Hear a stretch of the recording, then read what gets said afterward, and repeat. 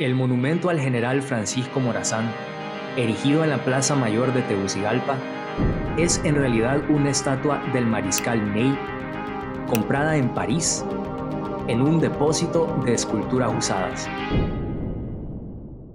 Estas fueron las palabras de Gabriel García Márquez en su discurso del Premio Nobel en 1982, haciendo referencia a una de las leyendas urbanas más conocidas en Honduras, una que por años transformó este monumento en el centro de Tegucigalpa en una supuesta falsedad histórica. Pero, ¿qué fue lo que realmente sucedió? Esta es la historia de la estatua de Francisco Morazán en Tegucigalpa. Y comienza en 1876 en el gobierno de Marco Aurelio Soto y Ramón Rosa con la Reforma Liberal. Durante este tiempo, Honduras tenía como meta no solo modernizar la economía, sino también la educación, para que ayudara a crear un sentimiento de identidad nacional. Aquí es cuando se establece el primer panteón de héroes nacionales, colocando a Francisco Morazán como la figura histórica más importante para el país.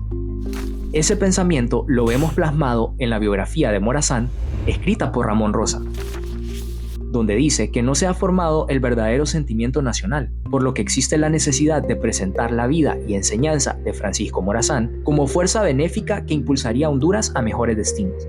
Claramente miraban en su figura una oportunidad para anclar la hondureñidad, y cuando se toma la decisión de cambiar la capital a Tegucigalpa, se continúa ese proceso, cuando el gobierno hace la contrata de varias esculturas para colocarlas en las plazas de la ciudad, incluyendo la famosa estatua ecuestre de Morazán. Y fue a partir de este episodio que se genera la infame leyenda alrededor de la estatua, la cual fue popularizada por William Craig en su libro Democracias y Tiranías del Caribe, así como por Eduardo Galeano en Las Venas Abiertas de América Latina. Ellos le agregaron una capa adicional a la historia, diciendo que la comisión enviada a Europa se gastó el dinero en fiestas. Desesperados, fueron a un mercado de pulgas en París a comprar una escultura usada a bajo precio. La estatua supuestamente era el mariscal Ney, elaborada para una ciudad francesa que la rechazó. Por su parte, García Márquez usó la historia como ejemplo de cómo en América Latina a menudo la leyenda y la verdad son difíciles de separar, sonando como el realismo mágico de 100 años de soledad. ¿Qué piensan? A mí esto me suena a eso, a una leyenda, ya que la historia detrás del monumento en realidad es muy distinta. Y llegó gracias a Rafael Leiva Vivas, quien siendo embajador de Honduras en Francia, encontró en París los registros del encargo y los publicó en su libro La estatua de Morazán en 1991. Pero antes de enfrentar la leyenda con el expediente, primero es necesario entender, al menos brevemente, un poquito acerca de la vida de Francisco Morazán. Y para eso, hoy tenemos a un invitado muy especial. Soy Arnulfo Ramírez de la Costa, profesor de Historia de la Facultad de Ciencias Sociales de la Universidad Nacional Autónoma de Honduras y con orientación en investigación de la época republicana sobre la vida y obra y el legado del gran prócer Francisco Morazán Quesada. Nuestro héroe nació en Tegucigalpa en 1792 y vivió en Centroamérica durante la independencia de España, la separación del primer imperio mexicano y el nacimiento de la República Federal de Centroamérica, que incluyó los actuales países de Guatemala, Honduras, El Salvador, Nicaragua y Costa Rica. Hubo elecciones en Centroamérica, los dos candidatos eran Manuel José Arce, de origen salvadoreño, y José Cecilio del Valle, de origen hondureño. ¿Por qué Arce se lanza? Porque Arce fue un gran luchador de la independencia. Y eso pues lo pone en escena para que lo tomen en cuenta. Una vez que llega al poder, empieza a actuar como un conservador. Los conservadores quieren conservar el poder tal y como está, pero sin España, pero siempre ellos controlarlo. En cambio, los liberales querían una libertad total de Centroamérica y autogobernarse. Fueron este tipo de tensiones las que llevaron a la Guerra Civil Centroamericana en 1826. En ese entonces, Morazán trabajaba en Comayagua como secretario de Dionisio de Herrera, el jefe de Estado de la provincia de Honduras.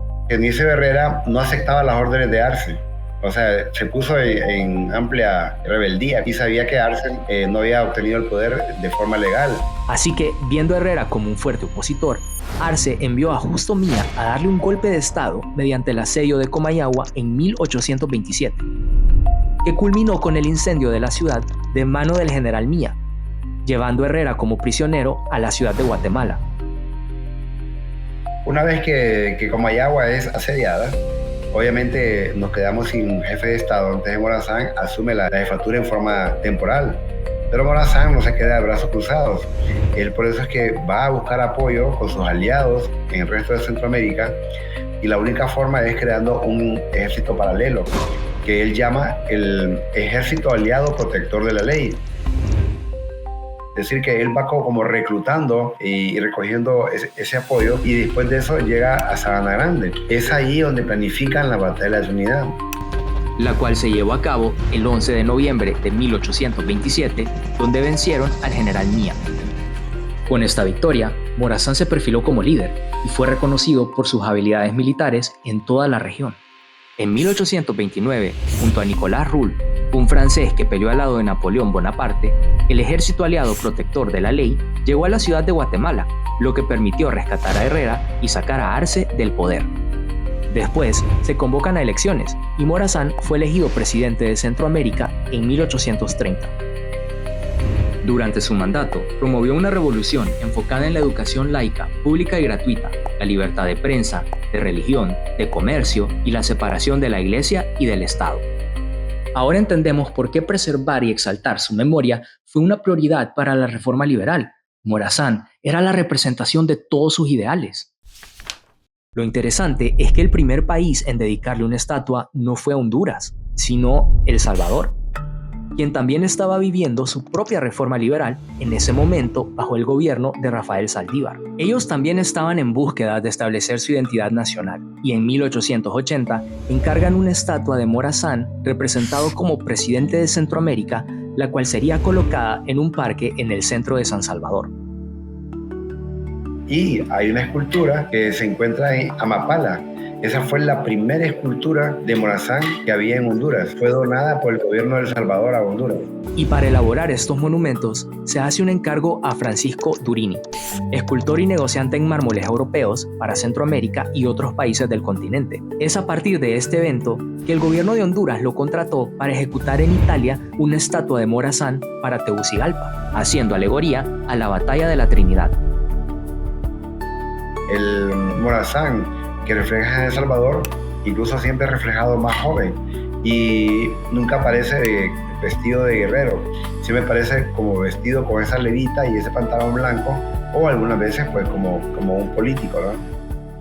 No sé si lo notaron, pero aquí encontramos la primera incongruencia, porque Honduras no mandó ninguna comisión a Europa. El único fue Durini. Sin embargo, él sí cambió una cláusula del acuerdo, al subcontratar al escultor Leopold Maurice para la ejecución del proyecto en Francia. En esos años, Maurice también trabajaba en obras como el Monumento a la República en París, lo que significa que Tegucigalpa recibió una escultura del nivel de los principales monumentos cívicos de Francia. Y de hecho, después de buscar en los archivos franceses, Leiva Vivas encontró que el monumento aparece en los registros de los hermanos Thiebaud en París, la casa que fundió la estatua, lo que coincide con las firmas visibles en la base de la escultura en Tegucigalpa. En cuanto a la confusión con Michel Ney, pues una simple comparación de perfiles deja ver que, aunque su retrato ha cambiado ligeramente, cualquiera de estas representaciones se parecen más a la estatua que el mariscal Ney. Se cree que la confusión puede deberse a que, a petición de Honduras, Morazán fue representado con el uniforme militar de un general de división en campaña. Dado que Centroamérica no tenía un uniforme estandarizado para ese rango, el escultor utilizó diseños franceses como referencia.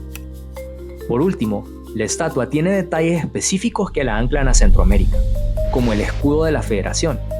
Además, otros historiadores resaltan que en su base hay una planta de agave, una especie que es común en Honduras, lo cual no sería posible si hubiera sido un objeto de segunda mano para una ciudad francesa.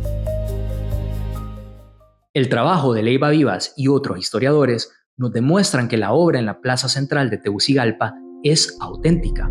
Hoy en día, Francisco Morazán es el hondureño más reconocido y condecorado de nuestra historia. Su nombre y sus ideas de unión todavía resuenan con muchos centroamericanos, y en su memoria existen múltiples monumentos alrededor del mundo.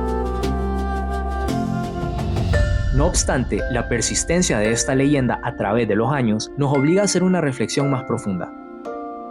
Para construir nuestro país, tenemos el deber de conocer nuestra historia. Dejar que otros la cuenten es permitir que leyendas como esta denigren nuestra identidad. Somos nosotros, en nuestro día a día, quienes tenemos que crear un lugar digno para Honduras. Así que respetemos a nuestro país, a Centroamérica y sobre todo, a nosotros mismos. Si quieren leer más acerca del tema, como siempre, les dejo las referencias en la descripción. También les dejo algunos videos del profesor Ramírez con respecto a la vida de Francisco Morazán. Sin más que agregar, suscríbanse para más historias y hasta la próxima.